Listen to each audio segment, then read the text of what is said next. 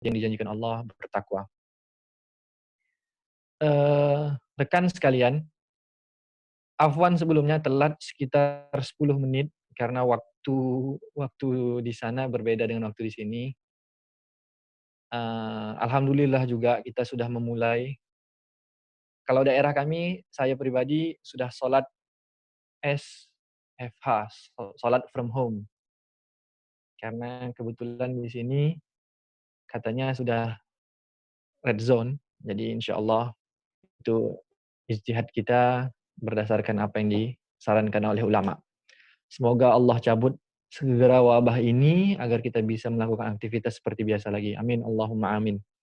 Sebelumnya saya mau nanya, suara saya kedengaran nggak nih, Sani? Siap, kedengaran Ustaz. Dengeran Ustaz. Dengar ya? Oh ya, Ya, taib. jelas Ustaz. Dan kalau yang lagi ada wudhu, semoga lagi pegang mushaf semua ya. Karena kita tadabbur, jadi enaknya pegang mushaf. Kalau bisa yang terjemahan, jadi bisa sekalian bisa baca artinya. Taib, nanti kita akan sedikit ulek-ulek, kita akan ulik-ulik semua tentang Ramadan, puasa, dan Quran. Ini Trisula Maut nih. Kalau dalam formasi sepak bola pakai 4-3-3 nih. Strikernya 3 orang ini. Wah, luar biasa Puasa, Ustaz ya. Ramadan, sama Quran. Gimana nih hubungan mereka nih? Ini insya Allah hubungan terang. Nanti kita akan coba sedikit. Sebelumnya, tentang kewajiban puasa, insya Allah kita nggak akan bahas lagi karena semua sudah paham. Al-Baqarah 183. Ya ayyuhalladzina amanu kutiba alaikumusiyam. Di ayat ini saya ingin coba untuk tadabbur satu persatu. Tapi sebelumnya kita akan bahas tentang esensi diwajibkannya berpuasa. Apa sih esensi diwajibkannya berpuasa? Ada 3. Kalau kita berbicara tentang esensi kewajiban berpuasa, ada 3 aspek besar yang bisa kita coba pahami dari kewajiban berpuasa ini. Kita nggak bicara hukum, sementara kita bicara hanya tadabbur tentang hikmah-hikmah di baliknya. Esensi diwajibkan puasa paling ada 3 aspek. Pertama, tentang aspek akidah. Aspek akidah ini berhubung erat dengan apa yang Allah panggil di ayat yang pertama. Allah katakan, Ya ayyuhalladzina amanu. Ayat ini Allah buka dengan seruan, hai orang-orang yang beriman. Kalau dari kaidah bahasa Arab, bentuk seruan atau panggilan itu, biasanya Allah memanggil sesuatu itu, pertama bisa untuk menekankan, ataupun bisa untuk menarik perhatian. Bisa untuk menekankan sesuatu. Ya ayyuhalladzina amanu. Terkadang ya ayyuhan nas, wahai manusia. Yang ini Allah panggil, ya ayyuhalladzina amanu, wahai orang-orang yang beriman. Allah panggil orang beriman, dan Allah ingin memberikan fokus penuh terhadap orang beriman, terkait apa yang Allah siapkan nanti di akhir ayat. Itu yang pertama, tentang panggilan ini. Maka kalau kita lihat, tentang puasa ini, tidak akan sanggup kecuali orang yang beriman. Sanggup di sini bukan hanya sebatas zahiriyah amalan luar ibadah saja. Karena kalau kata Rasul, kam min sa'imin laisa lahu min siyamihi illal ju' wal atas. Banyak orang puasa yang zahirnya dipuasakannya, tapi dalamnya nggak puasa. Maka ini Allah menyeru orang beriman untuk memuasakan semuanya, luar dan dalam. Nah, jadi panggilan Allah ini memang khusus untuk orang beriman saja. Kemudian apa? Kemudian aspek akidah ini iman melakukan, Allah panggil orang-orang yang beriman. Panggilan di sini berat karena apa? Karena kita dituntut untuk melakukan sesuatu yang sebenarnya halal. Tapi di dalam puasa ini itu menjadi haram. Karena orang beriman pasti sudah levelnya sudah sampai untuk meninggalkan yang haram. Meninggalkan haram itu bukan pekerjaan orang beriman lagi, itu bukan SOP-nya orang beriman. Itu bukan job desk-nya orang beriman. Itu udah pasti kalau orang beriman meninggalkan yang haram. Tapi di sini ini adalah level yang kedua, upgrade level. yang dipanggil Allah orang beriman, supaya apa? Karena kita akan di-upgrade levelnya, meninggalkan sesuatu yang halal. Di bulan Ramadan itu menjadi haram. Contoh makan halal di bulan lainnya. Tapi di bulan Ramadan itu menjadi haram. Nah, ini hanya bisa dilakukan ketika sudah menapaki level iman. Jadi level-levelan itu ada. Ada pertama levelannya Islam. Islam itu zahir ya, luar dia beribadah dan lain-lain. Iman itu lebih ke dalam. Dan level yang terakhir itu adalah ihsan. Inilah yang Allah ingin kita capai. Apa itu definition? Anta'budallaha ka'annaka tarah, fa illam takun tarah, fa innahu yarak. Kita beribadah seakan kita menyaksikan Allah itu hadir. Allah itu datang. Allah itu menyaksikan kita. Sama kalau kita misalnya nih dalam sebuah perusahaan, kita bisa kerja itu super efektif dan cergas kalau ada yang menyaksikan. Supervisor kah? Atau bos kah? Sama, ini kita menghadirkan pandangan seperti itu supaya apa? Supaya kita beribadah lebih kuat. Itu aspek akidah pertama. Ini upgrade level. Esensi diwajibkannya puasa adalah untuk mengupgrade level orang-orang yang sebelumnya beriman. Kemudian aspek pribadi. Aspek pribadi apa? Puasa mengajarkan kita untuk kontrol diri. Kontrol diri. Dari awal imsak sampai akhir kita kontrol diri. Ada hal-hal sama yang pertama tadi, semacam hal yang halal tapi diharamkan yang belum puasa. Tapi lebih dari itu, kita diminta untuk mengkontrol diri kita untuk sigap dalam beberapa hal. Misal dalam waktu sahur, yang biasanya itu waktu kita tidur, kita diminta untuk siap. Kemudian waktu duha kita, biasanya kita nggak pernah duha, tapi di sini diminta siap. Kita dibiasakan untuk meningkatkan kualitas-kualitas pribadi, kedisiplinan, kecermatan, fokus, dan lainnya. Itu aspek pribadi. Dan yang ketiga adalah aspek sosial. Dan inilah tujuan terbesarnya mungkin setelah aspek akidah tadi. Aspek sosial ini, apa visi global dari puasa, pensyariatan puasa, yaitu adalah untuk menjaga harmoni dan kesatuan. Ini untuk menjaga harmoni dan kesatuan. Afwan, saya mau nutup. Afwan ya. Nah, untuk menjaga harmoni dan kesatuan. Buktinya apa? Puasa, salah satu hikmahnya adalah untuk manusia merasakan apa yang tidak dirasakan oleh orang lain. Misal, syariat puasa. Kita disuruh berpuasa karena kita ingin karena Allah menginginkan kepada kita, salah satu hikmahnya untuk kita merasakan apa yang dirasakan orang lain. Orang lain misal tidak bisa makan, maka kita rasakan hal itu. Supaya apa? Kepekaan rasa itu tumbuh. Kesatuan, rasa kesatuan itu tumbuh. Bukti yang terkuat mendukung itu apa? Di ayat yang berikutnya. Wa 'alal ladzina contoh fidyatun ta'amu miskin. Syariat puasa ini baik untuk orang yang sanggup berpuasa ataupun orang yang ada uzur syar'i berpuasa. Dua-duanya itu mengisyaratkan bukti besar bahwa hikmah salah satu esensi puasa ini adalah untuk membentuk kepekaan sosial. Karena kalau yang berpuasa dia merasakan sesuatu, dan yang membayar fidyah yang nggak sanggup bayar fidyah juga fungsinya untuk berbagi kepada orang lain. Jadi baik yang berpuasa ataupun tidak, sama sebenarnya fungsinya untuk menguatkan hubungan sosial kita dengan yang. Inilah mungkin 3 aspek besar esensi disyariatkannya berpuasa. Rekan yang mulia rahimakumullah, kemudian kita masuk lagi, kita ini agak sedikit balik mundur seperti itu. Kemudian kita masuk lagi ke ayat berikutnya, ya ayyuhalladzina amanu kutiba alaikumusshiyam. Lafaz kutiba itu bentuk pasif. Bentuk pasif. Bentuk aktifnya itu kataba. Kutiba itu diwajibkan. Asal dari kata kutiba itu adalah tulis, menulis. Kataba, yaktubu itu artinya menulis. Maka dipahami oleh para mufassir bahwasanya kutiba di sini maksudnya apa yang telah ditulis, yaitu ditulis di lauh mahfuz, yang itu mengisyaratkan kewajiban. Tapi yang perlu diketahui di sini adalah orang yang mewajibkan itu tidak disebut. Siapa? Wahai orang yang beriman, ya ayyuhalladzina amanu kutiba alaikumusshiyam, diwajibkan telah tertulis secara wajib, diwajibkan atas kamu berpuasa. Tapi tidak disebutkan siapa yang mewajibkan. Karena apa? Inilah bentuk rahmatnya Allah untuk manusia.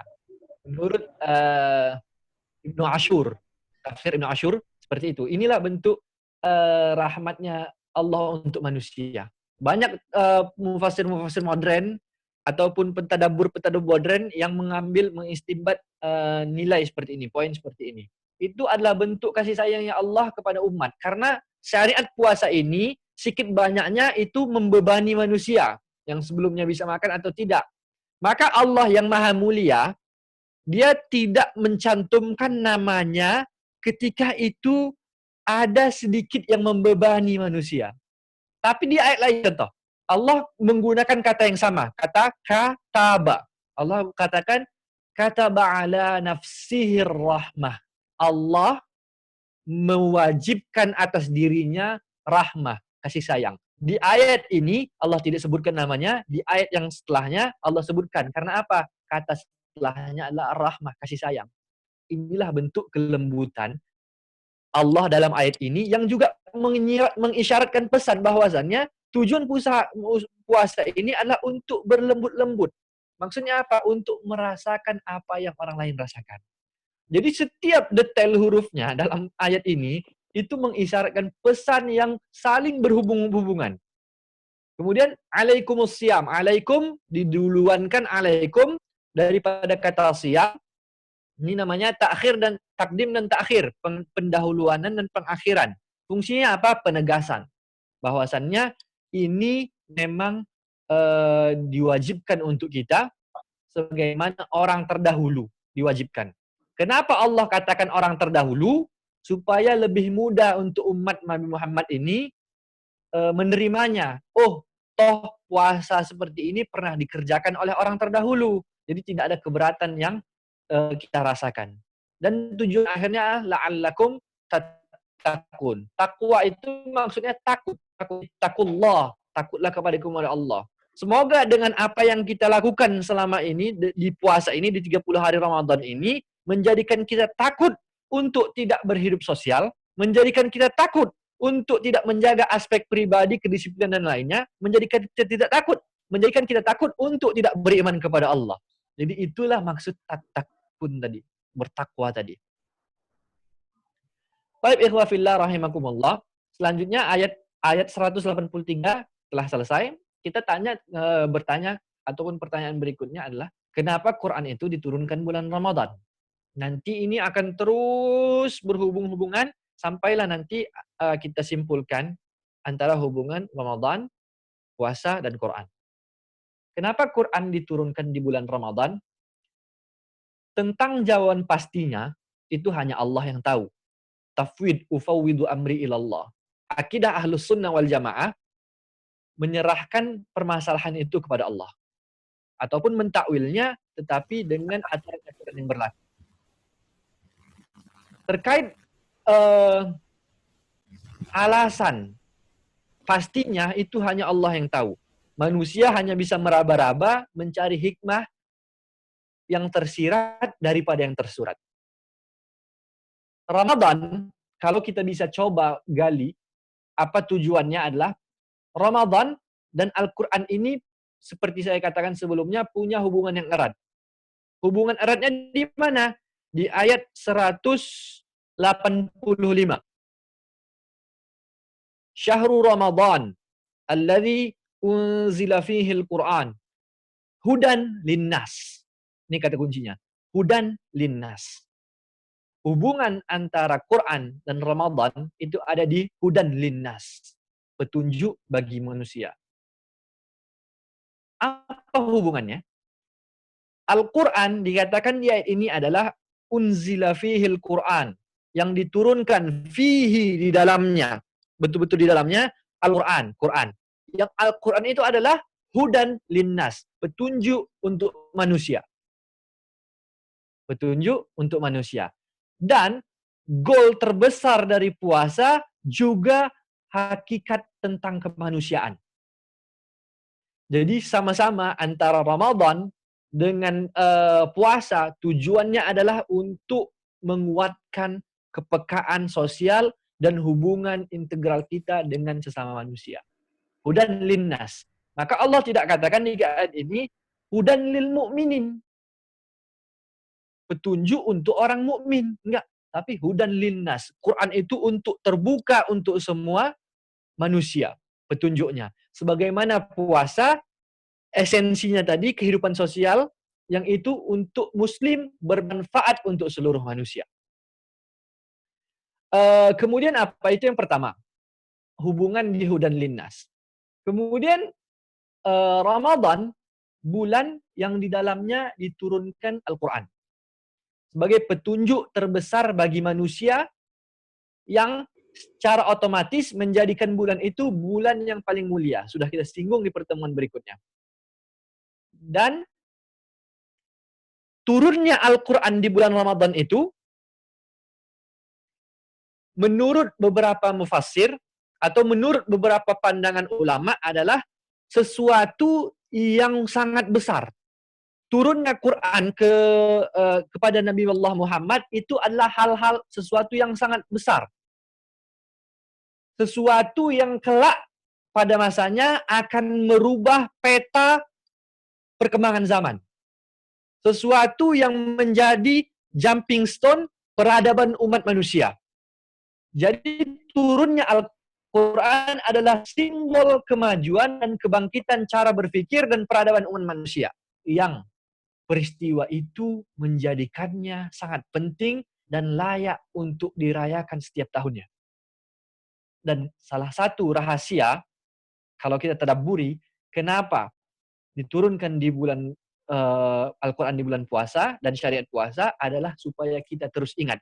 Dengan puasa ini, kita terus mengingat, kita merayakan ulang tahun turunnya Al-Quran. Anniversary, semacam anniversary turunnya Al-Quran. Dirayakan dengan puasa. Sejalan dengan hadis Rasulullah SAW, ditanya ketika Nabi Muhammad ditanya, kenapa puasa hari Senin dan Kamis? Yauma wulidtu fih. Dan itu hari turunnya Al-Quran. Itu hari ulang tahunku, aku dilahirkan, dan di situ hari aku mendapat wahyu yang pertama kali.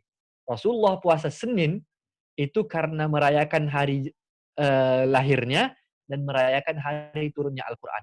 Itu perayaannya, dan kita secara global merayakan hari turunnya Al-Quran dengan puasa. Karena proses turunnya Al-Quran itu adalah proses yang sangat-sangat besar, yang sayang sekali untuk tidak disyukuri, maka pensyukurannya adalah dengan puasa. Itu hikmah yang mungkin bisa kita tarik. Tapi semuanya kita serahkan kepada Allah, karena jawaban pasti hanya milik Allah Azza wa Jalla.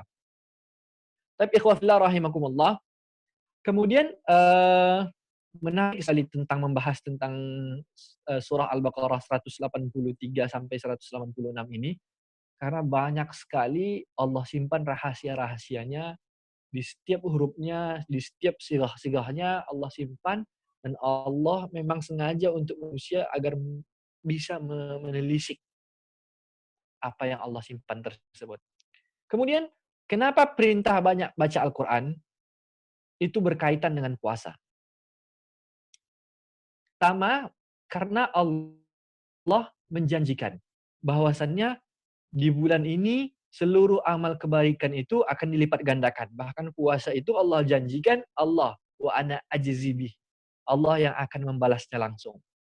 Selain faktor tersebut, faktor perlipat gandaan pahala dan lainnya, juga ini adalah seperti saya katakan sebelumnya, ini adalah anniversary Quran. Yang di dalamnya pesan terbesar sepanjang sejarah itu turun. Pesan Al-Quran. Pesan tentang knowledge, tentang instrumen-instrumen keilmuan, tentang pesan membaca, baik ayatul kaun wa ayatul Quran. Membaca apa yang ada di alam dan membaca apa yang ada di Al-Quran. Maka ini nanti memiliki kaitan yang erat tentang Al-Quran itu. Saya sudah pernah sampaikan di pertemuan dengan Iqra, di pertemuan pertama kali. Tentang Al-Quran ini, dia bukan hanya kumpulan ayat. Jadi Al-Quran ini, kalau antum saksikan, ini kan ada kumpulan ayat di surah-surah dan di juz-juz. Maka Al-Quran ini dalam banyak ayat dikatakan, afala yatadabbaruna Al-Quran. Kenapa kamu tidak mentadabburi Al-Quran? Ketika Allah menanyakan sesuatu seperti ini, itu maksudnya Allah ingin kita melakukannya. Pertanyaan itu menyiratkan pesan untuk kita melakukannya. Jadi ketika ditanya afala yatadabbaruna Al-Quran, makna sejatinya adalah kamu harus mentadabburi Quran itu. Jadi kita lihat bahasa Al-Quran ini, contoh salah satu analogi yang paling pas menurut saya adalah dari Profesor Tariq Ramadan, guru besar di Oxford University. Dia mengatakan bahwasanya Al-Quran ini, bahasa Al-Quran, susunan-susunan Al-Quran ini itu semacam traffic light, lampu lalu lintas.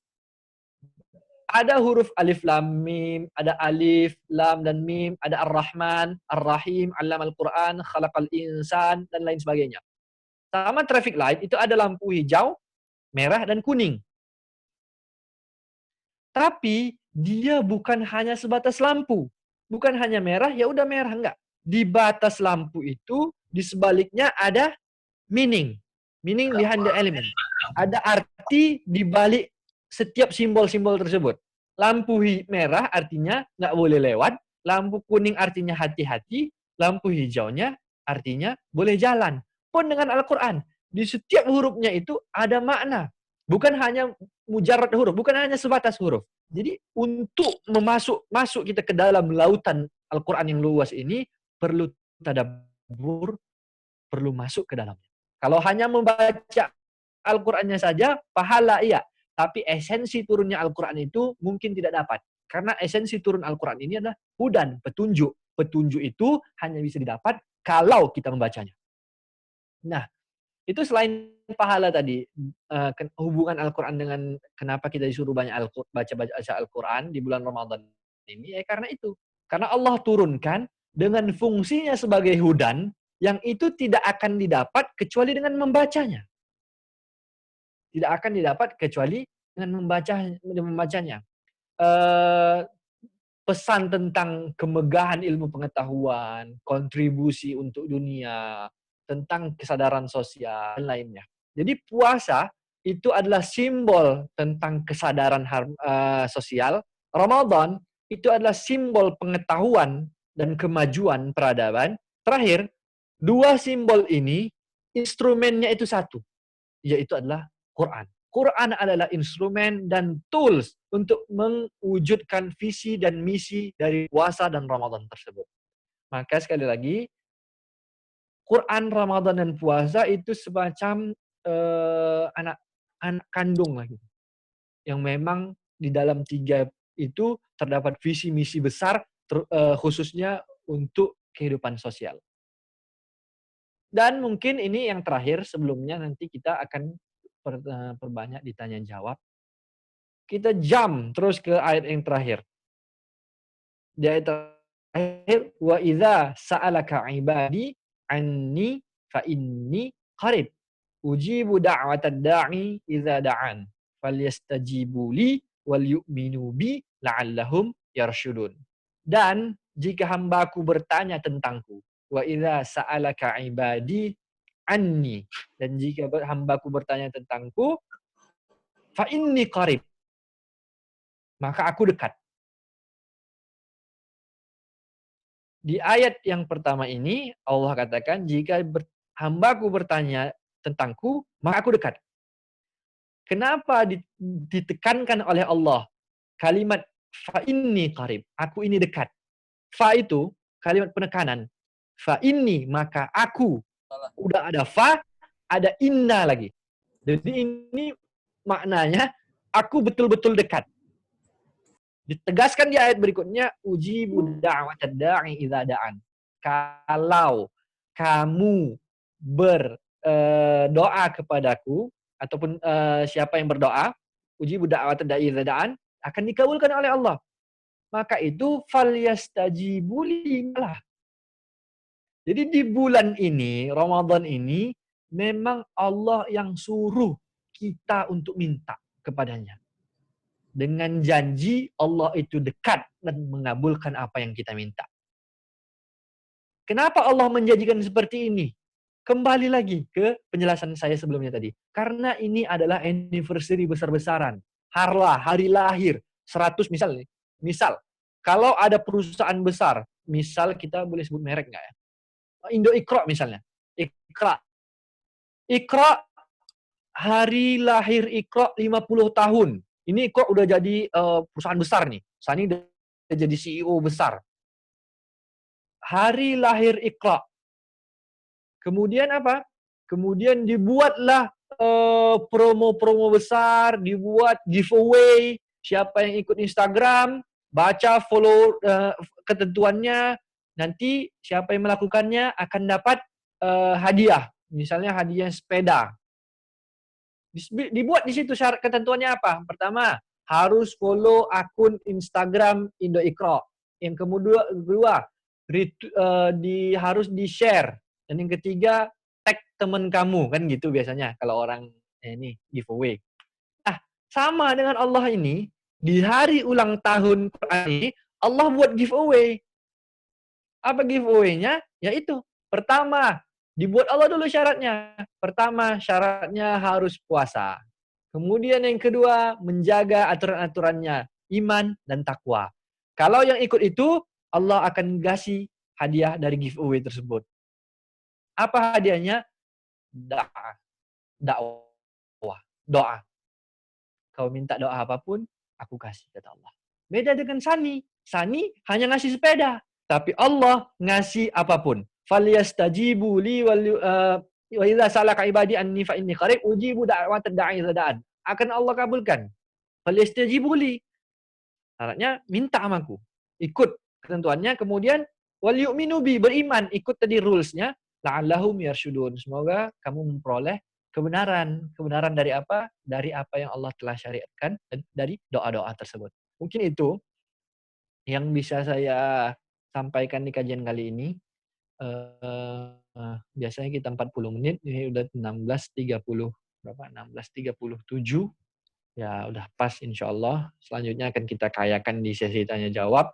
Sekali lagi kalau sempat kita sesi tanya jawab, saya akan jawab. Kalau tidak sempat saya akan tuliskan, baik saya kasih ke Sani ataupun saya buat nanti di media sosial. Kemudian kalau yang saya tidak tahu jawabannya, saya akan cari insya Allah. Karena ini penting juga saya sampaikan. Sekarang saya melihat fenomenanya di media sosial. Banyak sekali kita harus tahu nih, salah satu fungsi puasa ini adalah tadi kontrol diri. Kita harus tahu kontrol diri kita. Apa kita, siapa kita, sebatas mana level kita itu harus tahu, kita harus baca diri. Karena apa? Karena kalau kita tidak bisa baca diri, kita akan sesat dan kita akan menyesatkan. Nah, terkait ada beberapa orang, oknum, bisa kita katakan, yang na'udzubillah, bukan spesifikasinya di bidang tertentu, tapi dia masuk ke bidang tersebut. Misal nih, mohon maaf, tapi harus disebutkan, tapi kalau kita misalnya sebagai influencer ini banyak. Ada influencer yang memang fokusnya di bidang agama dan lainnya. Tapi kalau kita yang tidak ada background sama sekali tentang agama, jangan menjawab permasalahan yang kita tidak tahu. Karena apa? Bisa sesat dan bisa menyesatkan orang lain. Bahkan Imam Malik banyak sekali ditanya oleh sahabatnya, dia tidak menjawab karena dia tidak tahu. Dan banyak ulama-ulama, tradisi tidak menjawab pertanyaan kalau tidak tahu, itu tradisi ulama. Jadi tidak usah malu dan tidak usah sok hero.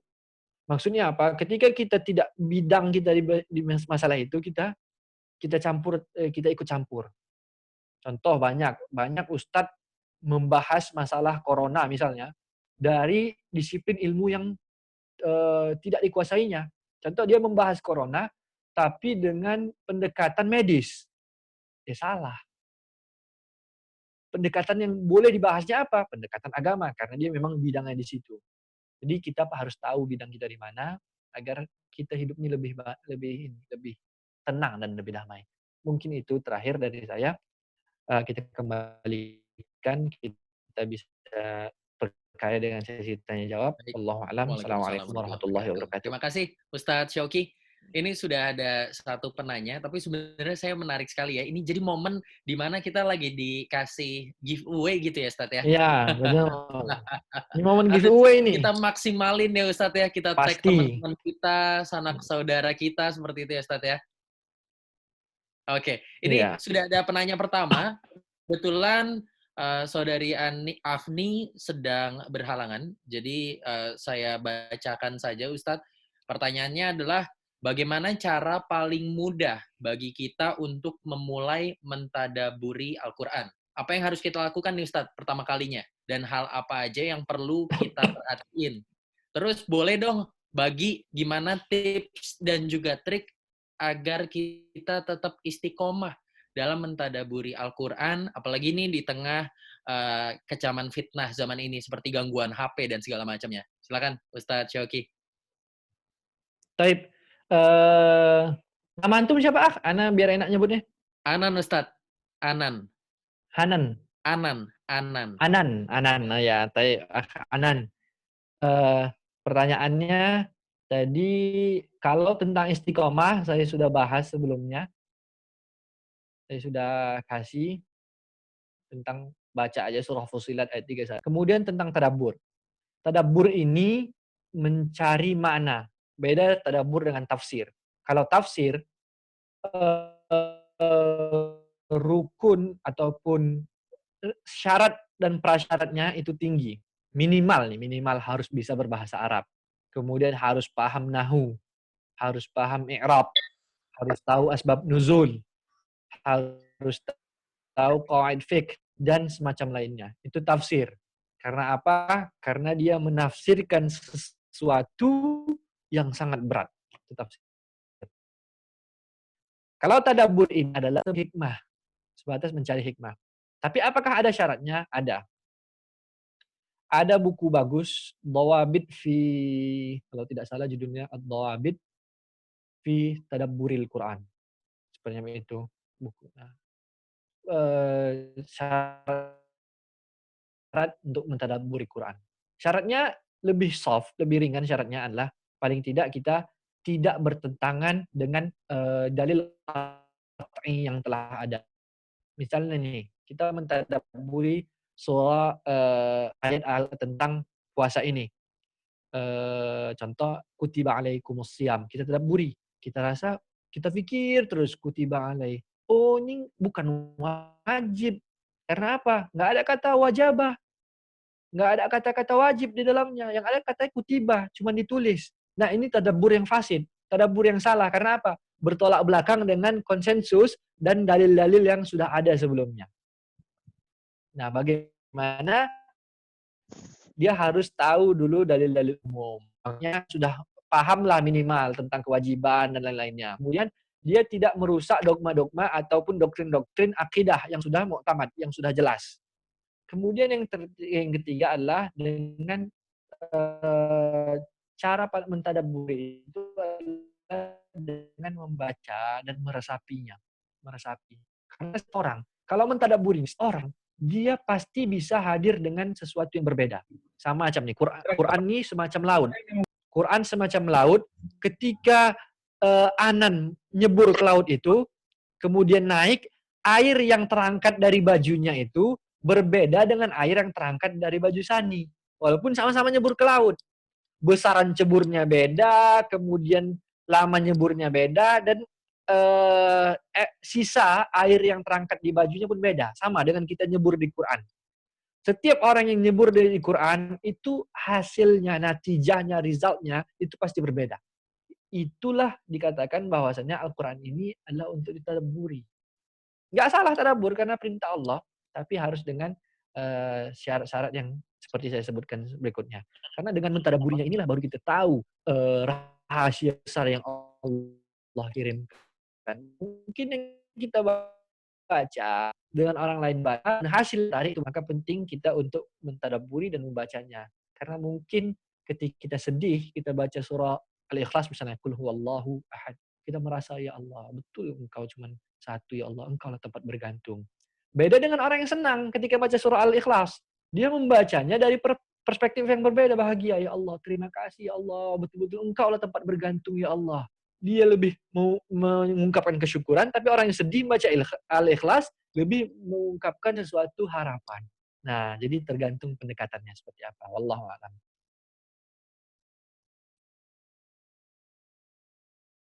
Ada lagi? Oke, baik Ustadz.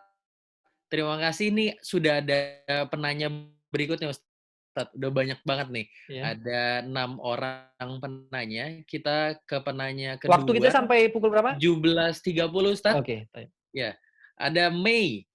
Mei bertanya, menurut Ustadz, jika saya sebagai seorang yang masih sedikit memiliki hafalan Al-Quran dan ingin menghafalkan Al-Quran nih Ustadz, tetapi bingung dengan pembagian waktu tilawah dan juga tadabbur. Nah, sebentar. Yang kedua, Ustadz, saya ingin memulai dengan Mushaf Madinah. Alhamdulillah di rumah ada. Hanya kemarin saya ingin menghafal dengan Quran Madinah yang berukuran A6, sehingga mudah untuk dipegang saat hafalan. Nah, Ustadz mohon beri nasihat saya, karena malah menunda-nunda untuk menghafal ayat Al-Quran, karena keinginan mencari mushaf dan metode yang sesuai untuk menghafal bagi saya sendiri. Belum ketemu nih Ustadz, jadi malah berhenti nih hafalannya. Gimana nih Ustadz, ada tips terkait hal tersebut antara kesesuaian diri dengan jadi menunda-nunda Ustadz?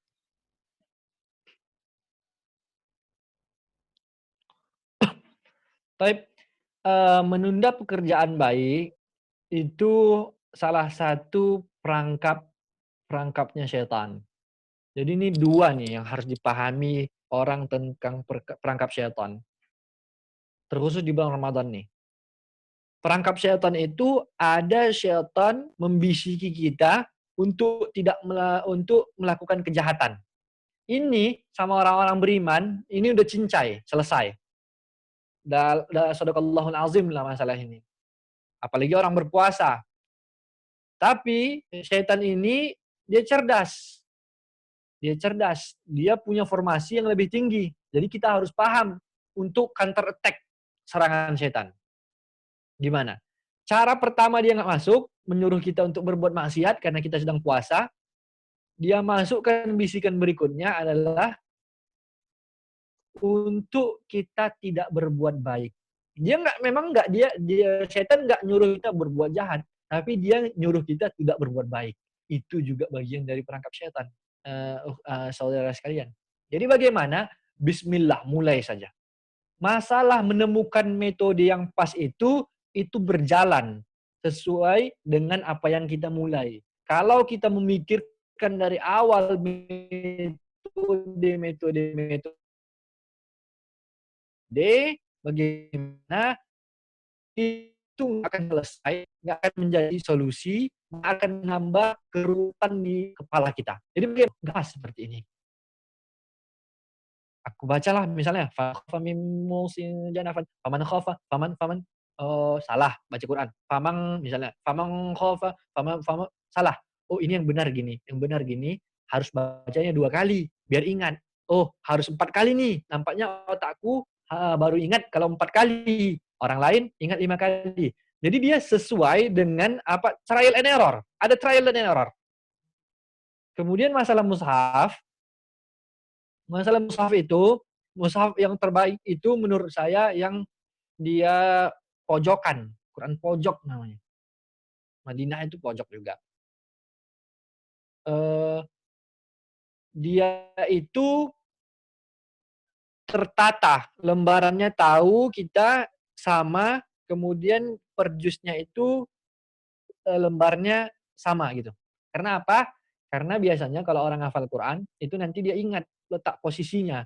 Misalnya ayat laisal birra sebelah kanan, ini sebelah kiri. Walaupun kita nggak bisa seperti Ustadz Adi nih misalnya, menggambarkan dengan pas, paling tidak kita tahu nih, oh di sini dia nih. Dapat gambaran. Nah itu. Dan tidak boleh tukar mushaf.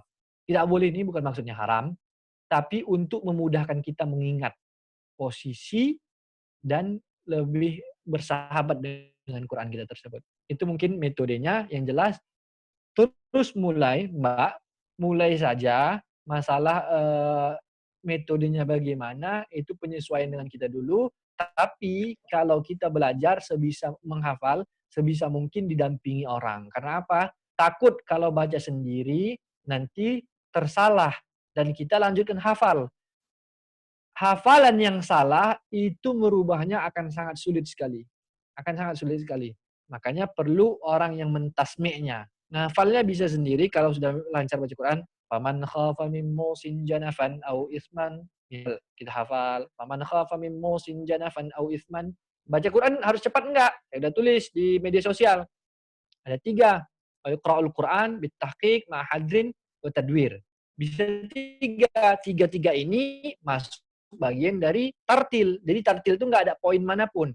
Tartil itu membaca Quran dengan makharijul huruf, memberikan hak dan sifat huruf. Kemudian baik pelan atau cepat baca Quran. Kalau dia menghafal Quran, pasti baca cepat. Faman khafa min musin janafan. Dia tidak lagu-laguin, dia tidak ini karena apa? Kalau ngelagu kapan selesai hafalannya? Jadi seperti itu. Mulai saja cari guru. Masalah mana yang lebih penting, tadabbur atau hafalan? Ini antara umum dan khusus. Umumnya itu adalah Allah turunkan ini fungsinya untuk petunjuk bagi kita. Yang itu bisa didapat dengan mentadabburinya, dengan membacanya. Sedangkan menghafal itu adalah tafdil, kelebihan-kelebihan. Jadi dua-dua ini penting. Nggak bisa sebenarnya diurutkan mana yang lebih penting. Kerjakan saja dulu. Makanya kalau bisa, selain Quran sendiri, sediakan Quran yang terjemahan. Kalau bingung, tengok artinya. Sekalian baca, sekalian tadabbur. Apalagi kalau sudah paham bahasa Arab, insya Allah sambil hafal bisa sambil tadabbur. Itu mungkin jawaban dari saya. Kurangnya dari saya. Allahu a'lam. Baik, Ustadz. Ada pertanyaan berikutnya dari Afifah. Afifah menanyakan, tadi sempat disebutkan bahwa fungsi hudan ini tidak akan didapat jika tidak membacanya. Nah, ini yang dimaksud membaca itu cukup qiraah, tilawah, tadabbur, atau seperti apa nih, Ustadz? Hudan itu petunjuk. Petunjuk itu hanya didapat bagi orang yang mau melihat petunjuk. Apakah ada orang-orang saya flashback. Walid ibn Mughirah namanya. Walid ibn Mughirah itu tokoh Quraisy. Tokoh Quraisy dan dia ketika itu masih kafir ya, masih kufar. Dia itu salah satu dari gengnya, penghulu para penyair. Dia datang kepada Nabi Muhammad diskusi tentang Quran. Nabi Muhammad bacakan ayat Al-Quran kepada dia sampai dia tersadap satu perkataan, dia katakan inna lahu lahalawah wa inna alaihi latalawah. Muhammad, sungguh perkataan yang engkau keluarkan itu lahu lahalawah, ada manisan yang banyak di dalamnya. Wa inna alaihi latalawah, dan itu sangat tinggi sekali perkataannya Rasulullah. Akarnya membenam ke dalam bumi dan cabangnya itu bermarak gitu, bersemi seperti itu. Itu perkataan dari orang yang mendengarkan bacaan Al-Quran. Dia mendapatkan cahaya itu ya cahaya Quran dapat. Tapi apakah dia tertarik hatinya untuk menyambut cahaya tersebut? Tidak. Karena apa? Karena dia stop di melihat petunjuk tapi nggak membaca petunjuk. Itu bedanya. Kita baca Quran ini misalnya tentang ya ayyuhalladzina amanu kutiba alaikumusiyam. Misal, wahai orang beriman, diwajibkan atas kamu puasa. Udah, banyak orang yang baca ayat ini dan dibacakan kepadanya, tapi nggak ada asar apa-apa, nggak ada efek apa-apa. Karena apa?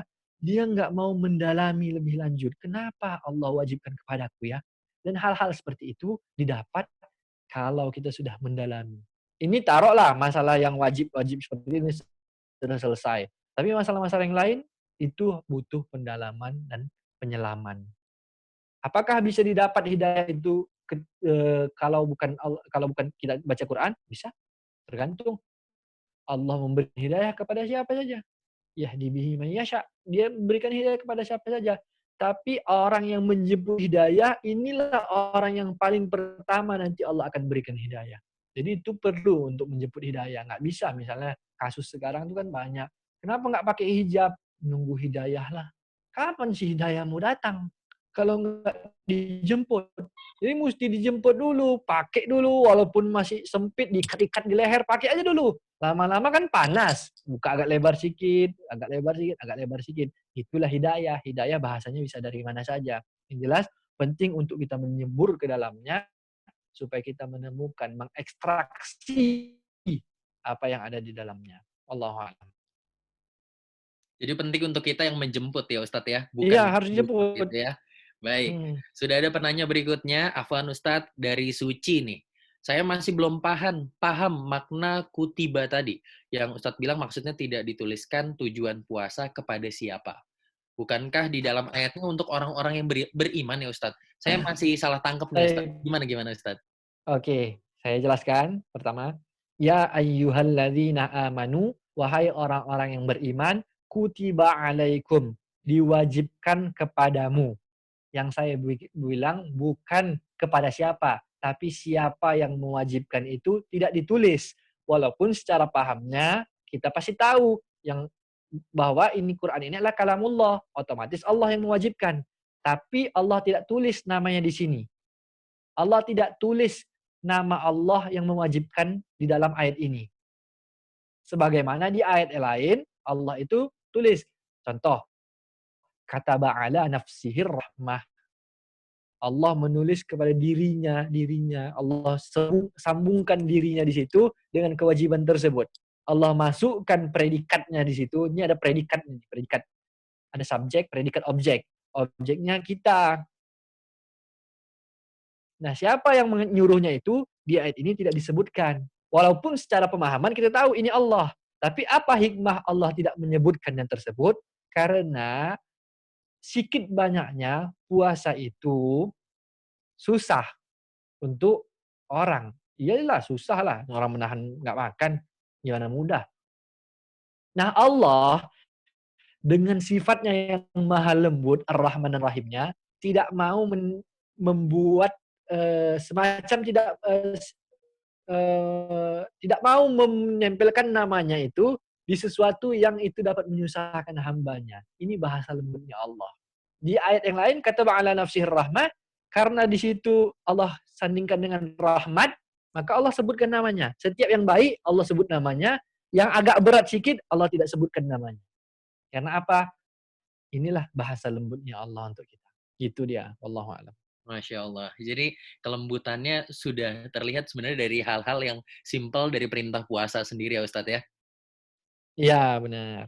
Baik, sudah ada penanya berikutnya. Ada Agung. Bro Agung mau join untuk video dan audio, silakan. Kami persilakan untuk Bro Agung.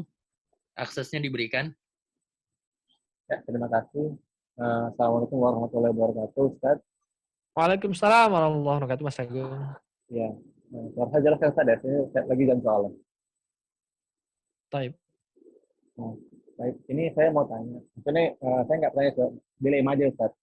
Kita di sini kan lagi bulan puasa, bulan Ramadan, dan tadi Ustaz juga udah bilang, dan kita juga tahu semua bahwasanya di bulan Ramadan banyak rahmat, banyak berkah dari Allah Subhanahu wa Ta'ala, dan pelipat gandaan pahala dan segala macamnya, kemuliaannya dan segala macamnya. Tapi yang jadi dilema di sini adalah kita kan tidak bisa menafikan bahwasanya kita juga melakukan dosa gitu. Dan bahwasanya seminimalnya pun kalau misalnya tidak melakukan dosa, apa yang telah kita lakukan itu tidak bernilai pahala di mata Allah gitu. Saya hanya takut bahwasanya apa yang sudah saya kerjakan dan sudah semua kerjakan selama bulan Ramadan ini itu tidak diterima oleh Allah Subhanahu wa Ta'ala. Itu bagaimana menyikapinya, Ustaz? Itu. Baik, terima kasih Agung. Silakan. Apaan? Antum bisa ulangi, saya kurang dengar. Ya, baik Ustaz, saya akan ya, jadi begini Ustaz, kan di bulan Ramadan ini kita banyak kemudahan-kemudahan yang diberikan oleh Allah Subhanahu wa Ta'ala, dari pahala yang dilipat gandakan, dari kemudahan-kemudahan lainnya dan segala macamnya seperti itu. Tapi kan dari seluruh amal soleh yang kita lakukan, setidaknya yang kita rasa itu amal soleh yang kita lakukan seperti itu Ustaz.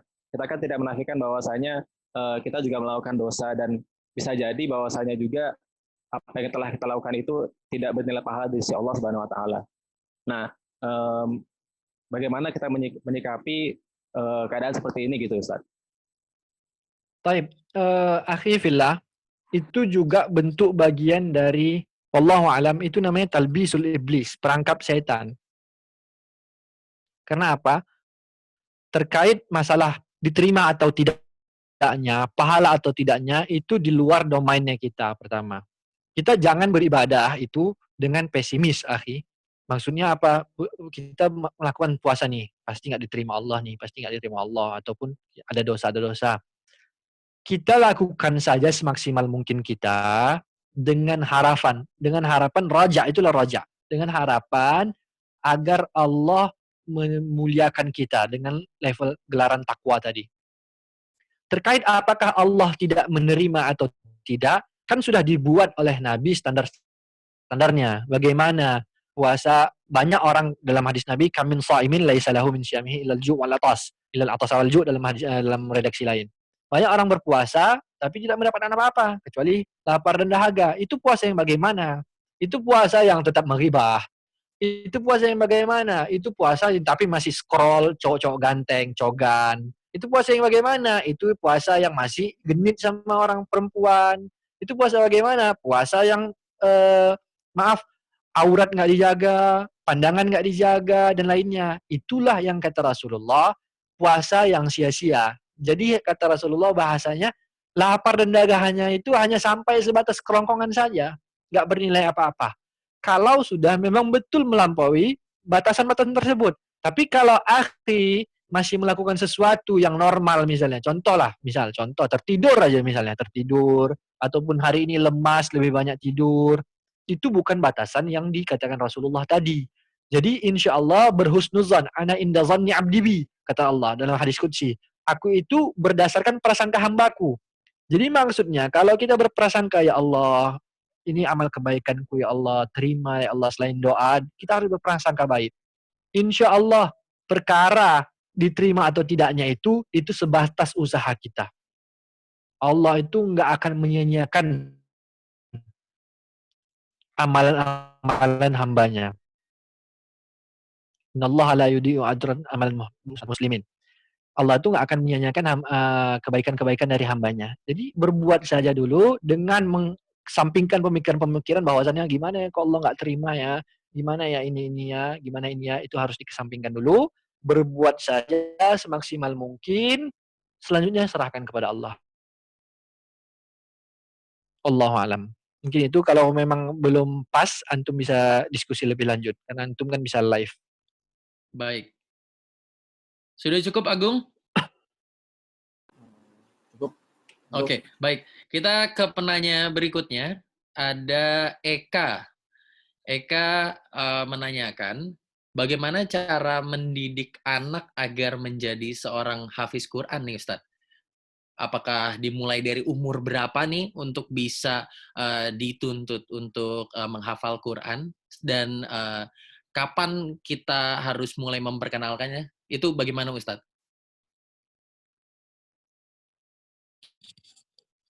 Tapi masalah memperkenalkan Quran, saya beberapa hari lalu sudah ada pertanyaan seperti ini juga dari kontributor Asian Parents.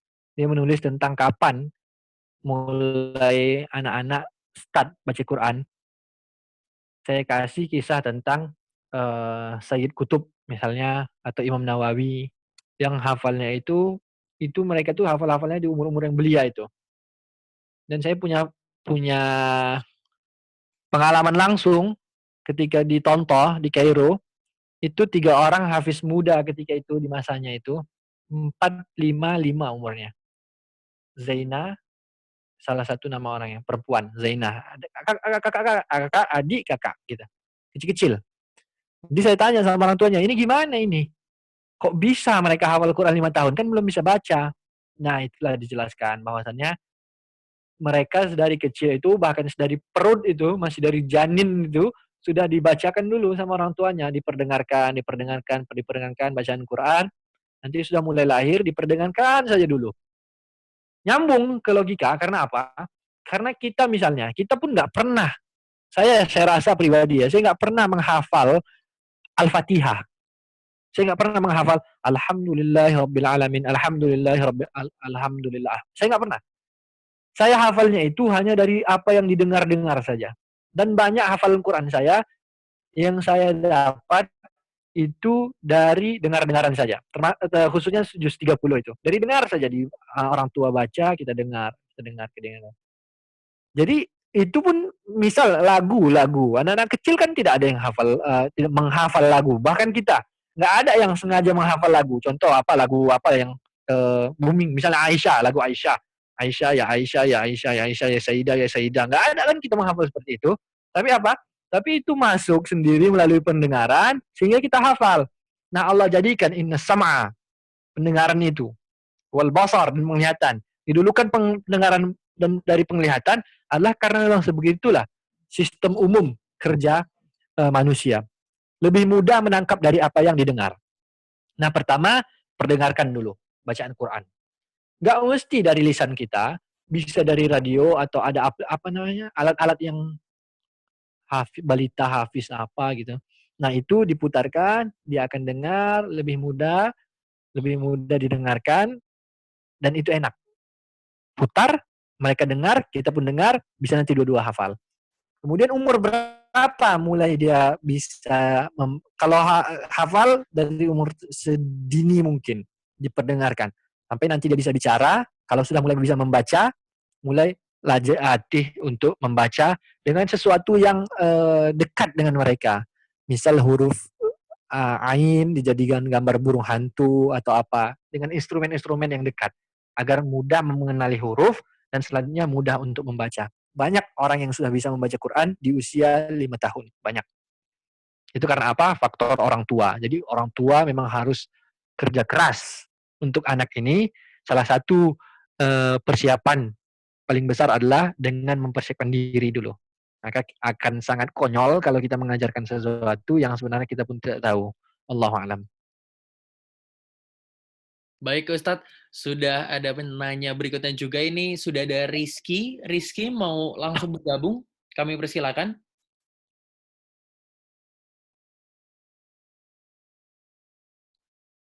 Halo Rizky. Oke. Ya Ustadz, pertanyaannya sudah ditulis. Ini menanyakan tentang kita diperintahkan untuk memahami isi Al-Quran dalam arti bukan sekadar membaca, namun harus dengan artinya bagi orang yang awam, tidak memahami nafsu syaraf. Ini bagaimana solusinya nih Ustadz? Karena takut termasuk dalam faliyatabawa mak'adahu minanar. Nah ini gimana nih Ustadz nih? Taib. Dalam sebuah hadis Rasulullah katakan, "Man kadzdzaba 'alayya muta'ammidan falyatabawwa maq'adahu minan nar." Siapa yang sengaja berbohong atas namaku, maka siapkanlah tempat duduk yang di neraka. Itu pertama, satu, orang yang mubtadi, orang yang membuat sesuatu yang tidak ada dasarnya. Kemudian terkait masalah tadabbur ini, pertama harus ada minimal 2 kesiapan. Pertama, kita sudah mengetahui hukum-hukum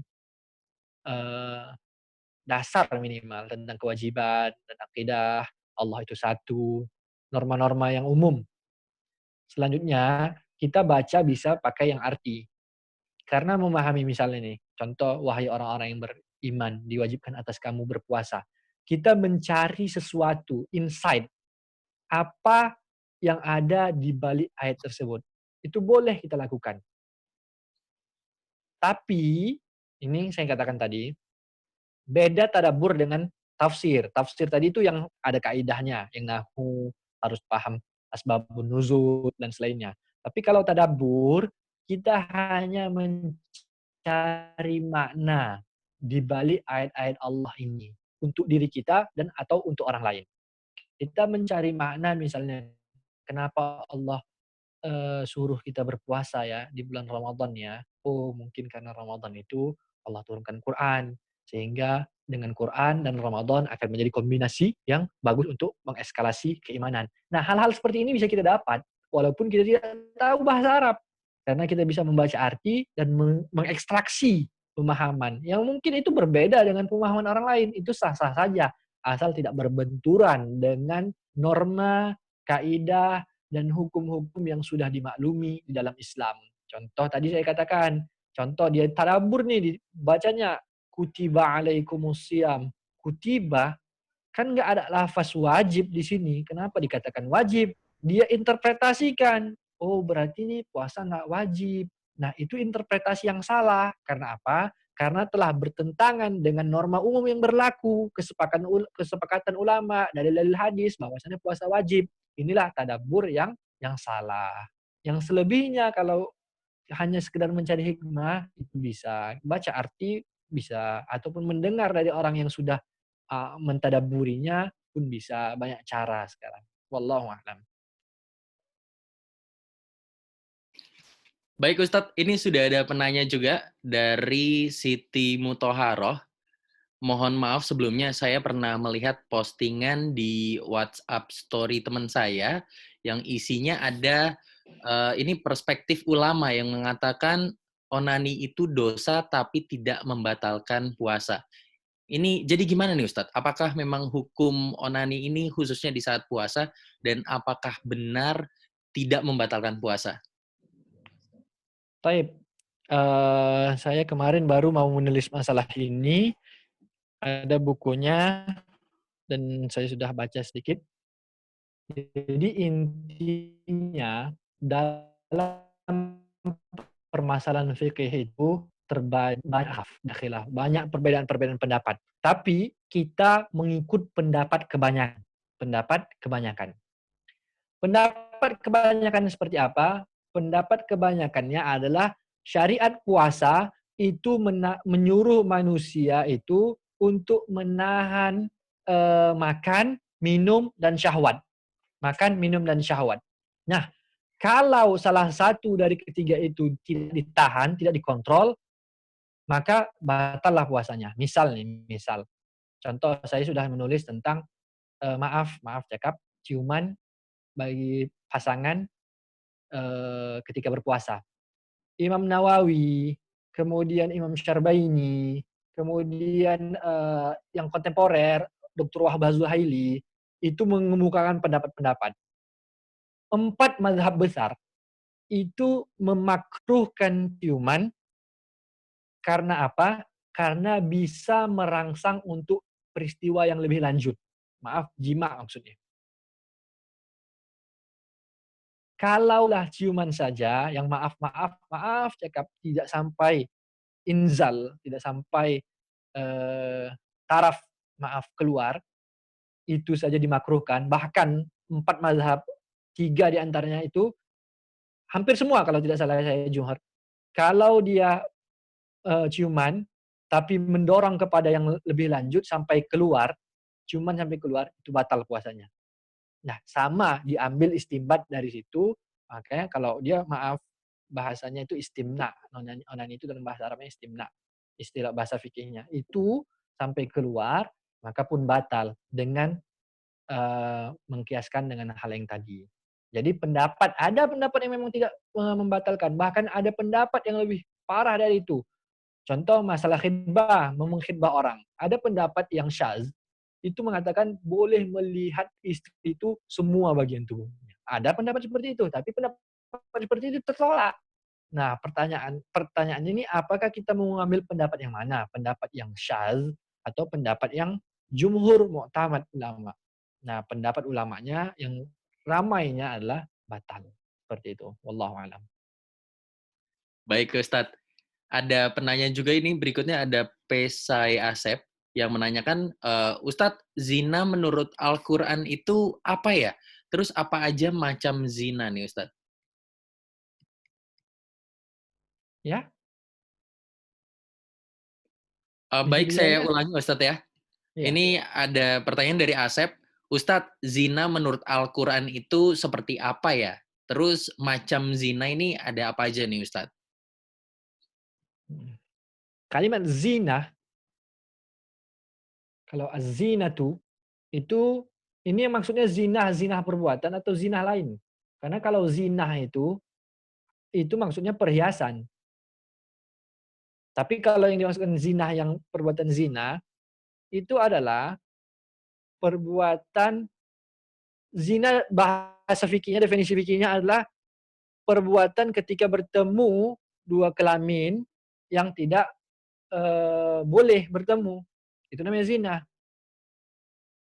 Tapi hukum di situ para ulama menariknya lagi. Menariknya lagi adalah apa? Bahwa setiap tubuh ada zinahnya. Mata ada zina, mulut ada zina, tangan ada zina. Zinah tangan haram. Tadi ulama hampir 4 mazhab haram onani. Zinah tangan onani. Misal. Kemudian zinah mata melihat tayangan-tayangan yang tidak bagus. Seperti itu. Itu zinah itu semua. Zinah yang besarnya itu tadi berhubungan dengan yang tidak mahramnya. Itu wallahu a'lam. Baik Ustadz, ada pertanyaan dari Ahmad Ifandi nih Ustadz. Saya bertanya tentang amalan-amalan apa aja yang ada di bulan Ramadan ini yang pahalanya dilipat gandakan oleh Allah Subhanahu wa taala. Dan kapan membaca Al-Qur'an itu diutamakan di bulan Ramadan ini khususnya Ustadz? Semua amalan di bulan ini itu Allah berkahi. Dan semua waktu bisa digunakan untuk membaca Al-Quran. 24 jam. Kalau antum bisa 24 jam baca Quran, afdal. Kalau nggak bisa 23, kalau nggak bisa 22. Terserah sampai kapan. Tapi setiap waktunya itu adalah keberkahan. Karena di bulan ini setiap waktu itu adalah keberkahan-berkahan. Di bulan ini memang betul-betul Allah muliakan sehingga kapanpun, dimanapun, jam berapapun antum bisa baca. Dan untuk amalan-amalan apa? Semua amalan. Semua amalan. Salat sunnah, sedekah, semua baca Quran, semua. Antum lakukan semuanya, insya Allah itu mendapat kebaikan yang banyak dari Allah Azza wa Jalla. Oke, baik Ustadz. Jadi untuk teman-teman yang baru saja bergabung, kita sedang membahas mengenai ini kaitannya terhadap ayat puasa, Quran, dan juga doa. Ini ada apa di balik dari ayat yang bisa berdekatan seperti itu ya, runut seperti itu. Jadi untuk teman-teman yang baru bergabung, boleh menanyakan kaitannya dengan hal-hal tersebut. Silakan yang ingin bertanya, saya persilakan untuk unmute audionya, lalu menanyakan langsung. Dan untuk teman-teman juga, ini yang baru saja bergabung, ini selamat datang di kelas besar online kedua dari Iqra dalam kaitannya program ngaji from home. Dan masih bersama kami, Ustadz Syauqi. Ini akan mempersilahkan teman-teman, bila ada pertanyaan, bisa langsung dijawab oleh Ustadz Syauqi. Namun, apabila waktunya telah berakhir, nanti kita akan akhiri di 17.25, Ustadz.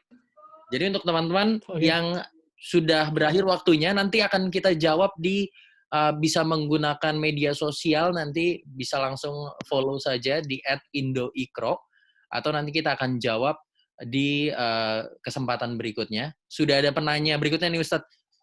Wassalamualaikum warahmatullahi wabarakatuh. Ada Agus Jerry. Ustadz, doa yang paling munajat ini maksudnya doa yang paling dimunajat itu kapan Ustadz? Waktu untuk mengucapkan atau memanjatkan doanya ini kapan Ustadz? Waktu-waktu ada permasalahan doa, ada tempat yang mustajab untuk berdoa. Contoh di haram. Contoh di raudhah. Itu tempat. Ada waktu yang mustajab untuk doa. Contohnya apa? Bulan Ramadan. Bulan Ramadan itu insya Allah semuanya waktu-waktu mustajab. Terlebih di waktu-waktu baina iqamah wal azan, antara azan dengan iqamat. Kemudian waktu sebelum berbuka. Kemudian waktu-waktu salat, terkhusus sujudnya. Karena kata Allah, kata Rasulullah SAW, fa'aksir doa. Aqrabu ma yakunul abdu indallah wa huwa sajid fa'aksir doa. Posisi terdekat seorang hamba dengan Tuhannya itu adalah ketika sujud. Fa'aksir doa, kata Allah, kata Rasul. Maka berbanyak doa. Di bulan Ramadan, kemudian dalam sholat, kemudian sujud, kemudian sujud di sepertiga malam, itulah afdalnya. Sudah di bulan Ramadan, dalam sujud salat, dan di sepertiga malam, waktu tahajud, yang ketika itu Allah turun ke langit bumi, itulah sedouble-doublenya. Kemudian setelah ketika hendak berbuka, 5 menit ketika hendak berbuka itu, situ doa. Itu waktu-waktu yang mustajabah untuk doa. Allahu a'lam.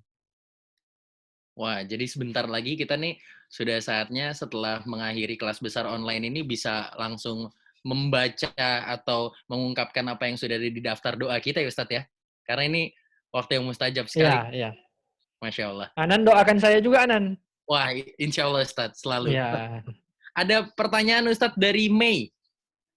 Ustadz, apa berdoa itu harus selalu memiliki wudhu? Misal kita lagi berhalangan untuk mengambil wudhu atau sedang malas mengambil wudhu. Gimana itu Ustadz?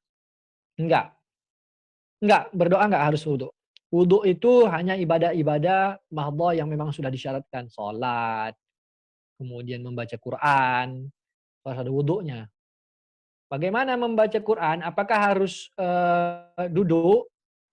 Kalau bisa duduk, duduk. Tapi kalau sudah lemas sekali, boleh tiduran. Dengan dalil Rasulullah SAW, riwayat Aisyah, Rasulullah membaca Al-Quran di pangkuanku, kata Aisyah. Padahal aku ketika itu sedang haid. Maka boleh tidur, tapi dengan sopan. Jangan kaki jumplit ke atas. Tidur semacam kita di masjid, tidur selonjor. Itu dia. Jadi nggak harus wudhu kalau mau doa. Bisa kapan aja. Bisa kapanpun ya Ustadz ya. Bahkan kata-kata dari yang kita keluarkan keseharian itu menjadi doa juga Ustadz ya. Betul. Oke, ada penanya berikutnya Ustadz. Ini ada Masya. Apakah puasa boleh menelan ludah Ustadz? Boleh menelan ludah. Ada sebagian riwayat yang mengatakan yang makruh itu jika mengumpul-ngumpulkan. Dikumpulkan banyak-banyak, maaf jorok sedikit. Tapi dikumpulkan banyak-banyak, udah banyak, telan. Nah itu makruh. Tapi kalau menelan yang sangkut-sangkut ataupun yang masih tersisa sedikit, itu nggak apa-apa. Karena kalau nggak nelan, kering lah. Mati lah kita. Oke. Baik Ustadz. Ini mungkin ini detik-detik akhir untuk para penanya. Ada pertanyaan berikutnya. Ustadz, ada case, maaf, dari Hanif. Kalau amalan dilipat gandakan selama Ramadan, kalau keburukan, apakah dilipat gandakan juga, Ustadz? Wah, ini menarik nih. Bagaimana, Ustadz? Ya. Pendapat ulama, saya lupa nama ulamanya, tapi dikatakan bahwasannya jika kebaikan dilipat gandakan, dengan keburukan akan dilipat gandakan. Karena dia mengkiaskan bahwasannya kebaikan yang dilipat gandakan karena kemuliaan bulan ini. Orang-orang yang berbuat mulia di bulan ini, maka akan dilipat gandakan. Juga dengan kemuliaan Quran. Pun orang-orang yang tidak tahu diri di bulan yang mulia ini, dia malah berbuat kerusakan, akan dilipatkan gandakan. Gitu. Baik, Ustadz. Pertanyaan terakhir nih Ustadz dari Kesa Kamelia. Ibadah apa yang bisa dilakukan oleh perempuan yang sedang haid ketika 10 hari terakhir Ramadan? Ini apakah perlu juga Ustadz bangun sepertiga malam? Banyak perempuan yang haid, dia dilarang untuk puasa. Dia dilarang untuk sholat. Dia dilarang untuk masuk ke dalam masjid.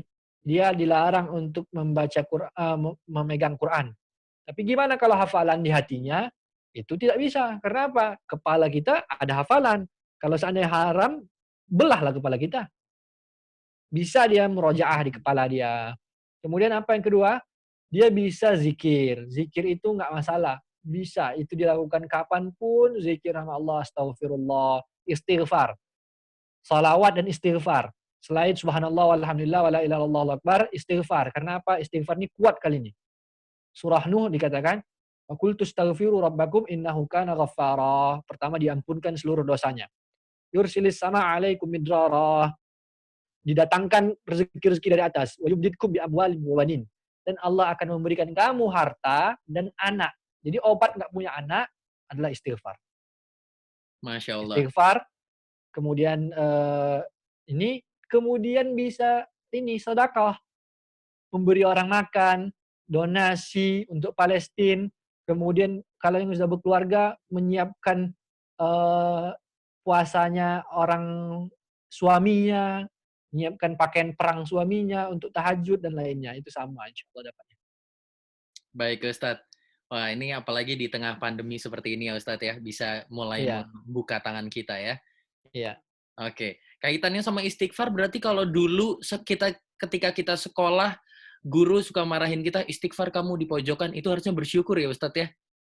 Iya, benar. Karena istighfar itu mencurahkan rezeki, mengampunkan dosa, bahkan mendatangkan anak dan harta. Masya Allah.